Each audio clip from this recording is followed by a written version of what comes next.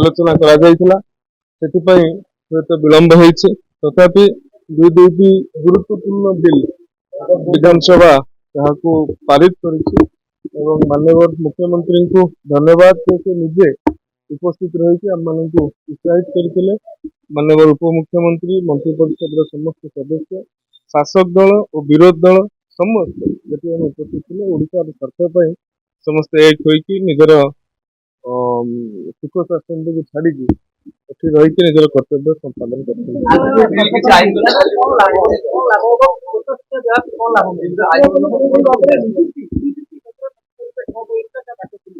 ନିଶ୍ଚିତ ଭାବରେ ଆମର ସରକାର ଆସିବା ଦିନଠାରୁ ଆମର ପ୍ରୟାସ ଥିଲା ଏକ ବିଲ୍ ପ୍ରସ୍ତୁତ କରିକି ନିଯୁକ୍ତି କ୍ଷେତ୍ରରେ ଯେଉଁଭଳି ଭାବରେ ଭ୍ୟାକେନ୍ସି ଅଛି ୟୁନିଭର୍ସିଟିଜ୍ ଗୁଡ଼ାକରେ ତାହାର ଭ୍ୟାକେନ୍ସି ପରିପୂରଣ କରିବା ପାଇଁ ତଥା ଶିକ୍ଷକ ସମାଜ ହାତକୁ ଆମେ କେଉଁଭଳି ଭାବରେ ସ୍ଥାୟୀୟତା ପ୍ରଦାନ କରିବା ଏବଂ ଓଡ଼ିଶାର ଶିକ୍ଷକମାନଙ୍କୁ ଶିକ୍ଷକ ସମାଜ ହିଁ ବାଛିବେ, ଇଏ ଗୋଟେ ବଡ଼ ଆକାଂକ୍ଷା ଆମ ମନରେ ଥିଲା ଏବଂ ତାହା ଫଳବତୀ ହୋଇଛି। ସେଥିପାଇଁ ଯେଉଁମାନେ ବି ଏ ପ୍ରକ୍ରିୟାରେ ସାମିଲ ହୋଇଥିଲେ ସମସ୍ତଙ୍କୁ ମୁଁ କୃତଜ୍ଞତା।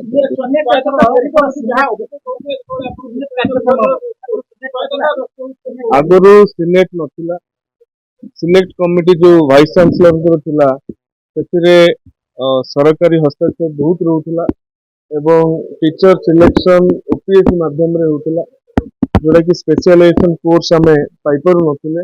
ତ ଏମିତି ଅନେକ କଥା ଅଛି। ତା ସହିତ 59ଟି ନୂଆ ଗାଇଡଲାଇନ ବି ସେଥିରେ ଯୋଗ କରାଯାଇଛି, ଯେଉଁଟାକି ଏନ୍ଇପି ଇଣ୍ଟରଫେସ୍ ପାଇଁ ସହାୟକ ସାବ୍ୟସ୍ତ ହେବ।